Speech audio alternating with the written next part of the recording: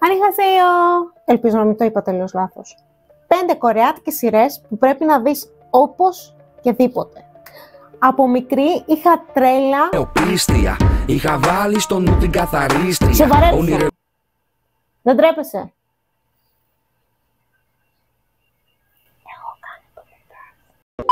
Όπως έλεγα, από μικρή είχα τρέλα με τις χώρες του ανατέλλοντος ηλίου. Ιαπωνία, Κίνα, Κορέα. Και για να καταλάβουμε τη διαφορά, γιατί εδώ πέρα ήρθαμε και για να μάθουμε, Ιαπωνία, Κίνα, Κορέα. 3 διαφορετικά πράγματα, έτσι. Και πάμε στην πρώτη σειρά. Death Game. Αποτελείται από 1 σεζόν και 8 επεισόδια. Και η υπόθεση έχει να κάνει με τον πρωταγωνιστή μας, που ενώ είναι έξυπνος, ευγενικός και αρκετά μορφωμένος, είναι και πάντα άνεργος. Μετά από μια ακόμα απόρριψη από μια συνέντευξη που είχε κάνει για δουλειά, αποφασίζει να δώσει τέλος στη ζωή του. Αλλά η Θάνατος, γιατί είναι η Θάνατος, δεν είναι ο Θάνατος εκεί πέρα, είναι η γυναίκα που παίζει το χαρακτήρα, η Θάνατος θεωρεί αυτό που έκανε μεγάλη προσβολή. Οπότε σκοπεύει να τον τιμωρήσει. Να τον τιμωρήσει με ένα δικό της παιχνίδι. Του δίνει 12 ευκαιρίες να ζήσει.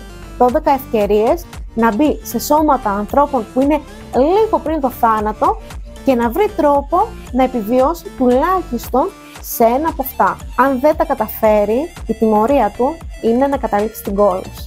Στα συν είναι σίγουρα ότι είναι γρήγορο, έχει τα πάντα και συμφέρει, έχει ίντρικα, έχει ενδιαφέροντες χαρακτήρες, πολλούς ηθοποιούς, ένταση, δράση και αγάπη εννοείται και ρομάντζο, γιατί κορεάτικο χωρίς ρομάντζο, πιτόγυρο χωρίς κρέας. Και σαν μεγάλο συν είναι ότι σε βάζει να προβληματιστείς. Μήπως η ζωή σου είναι καλύτερη από ό,τι πιστεύεις? Είναι η πρώτη φορά που το λέω εγώ αυτό, αλλά στα μειονεκτήματα αυτής της σειράς είναι ότι εγώ θα ήθελα ένα ακόμα επεισόδιο. 9 στα 10 σίγουρα. Kingdom. Η υπόθεση μας έχει να κάνει για παράξενες φήμες που ακούγονται για ένα βασίλειο και τον βασιλιά, ότι έχει κολλήσει μια ασθένεια όπου καταλήγει να γίνει επιδημία. Ο μόνος που ψάχνει να βρει την αλήθεια είναι ο γιος του, ο πρίγκιπας. Αλλά και φυσικά να σώσει και ολόκληρο το βασίλειο. Αλλιώς τι κατά πρίγκιπας θα ήταν? Για να το ξεκαθαρίσουμε, είναι φαντασίας, εποχής και έχει να κάνει με ζόμπι. Αν σας αρέσουν τα ζόμπι, είναι σαν συν θα βάλω ότι έχει αρκετό μυστήριο, αρκετά μέτρια προς γρήγορη πλοκή, αρκετές ανατροπές, πολύ καλούς ηθοποιούς. Μειονεκτήματα δεν έχω πολλά. Έχω 1-2 τα οποία έχουν να κάνουν με τη δεύτερη σεζόν, το πώς τελείωσε, και ότι υπάρχει και πιθανότητα να βγει και τρίτη σεζόν, οπότε λίγο με παραξενεύει τι άλλο θα μπορούσαν να βγάλουν και πόσο καλά θα το πάνε ή πόσο κακά θα το πάνε. Για μένα 8 στα 10. Night Has Come, η οποία έχει μόνο μία σεζόν και η υπόθεση μας ξεκινάει με ένα σχολείο που ξεκινάει για μια σχολική εκδρομή και καταλήγει σε ένα χώρο ο οποίος ξαφνικά αποκλείεται. Δεν θα σας πω το πώς. Αποκλείεται και πρέπει να παίξουν όλοι μαζί ένα παιχνίδι. Για όσους ξέρουν τους λύκους ή το πέφτει η νύχτα στο Παλέρμο και σας αρέσει αυτό το παιχνίδι, δείτε αυτή τη σειρά. Στα σίγουρα θα βάλω την αρκετά γρήγορη πλοκή, το feeling που σου περνάνε λίγο οι ηθοποιοί ότι ποιος θα πεθάνει τώρα, και το γεγονός ότι ενώ πιστεύεις ότι αυτός είναι ο δολοφόνος, είναι άλλος ο δολοφόνος και λίγο στα μπλέκει τα πράγματα. Σαν μείον θα βάλω το αμφιλεγόμενο τέλος που είχε η σειρά. Αυτή η σειρά ή σ' αρέσει πάρα πολύ το τέλος ή δεν σ' αρέσει καθόλου. Δεν υπάρχει κάτι ενδιάμεσο. 9 στα 10. Μια σεζόν την ξεπετάς γρήγορα. Moving. Η σειρά έχει να κάνει με κάποιους ανθρώπους που έχουν υπερδυνάμεις και πώς η κυβέρνηση εκμεταλλεύεται αυτούς και αργότερα πώς κυνηγάει τα παιδιά τους και έναν δολοφόνο που έρχεται να ξεπληρώσει παλιές αμαρτίες. Η σειρά είναι αρκετά γρήγορη, έχει υπέροχη σκηνοθεσία, όλα είναι μετρημένα και βαλμένα έτσι όπως πρέπει. Οι κακοί, ακόμα και οι κακοί έχουν ένα backstory το οποίο εξηγεί τις επιλογές τους.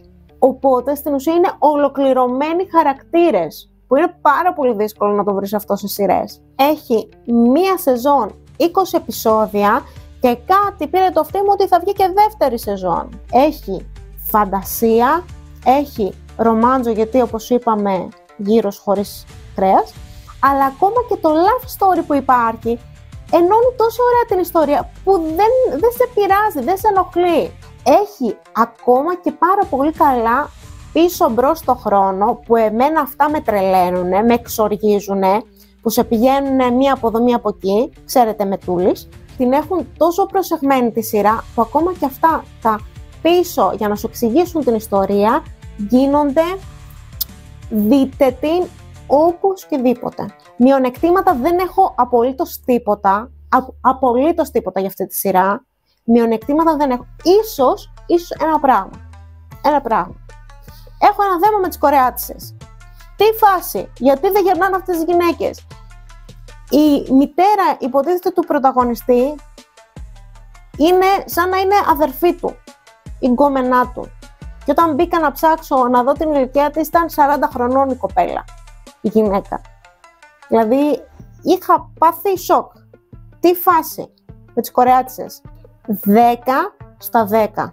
Και για το μόνο λόγο που θα βάζα ίσως 9 στα 10, είναι γιατί λένε ότι θα βγει δεύτερη σεζόν, όπως σας είπα, και δεν ξέρω τι να περιμένω. Γιατί έχει κλείσει τόσο ωραία η ιστορία με την πρώτη σεζόν, που ή θα μου την καταστρέψουνε και θα κάνω και καλά ότι δεν βλέπω, δηλαδή θα τη δω τη σειρά, και σε πολλές σειρές το κάνω αυτό.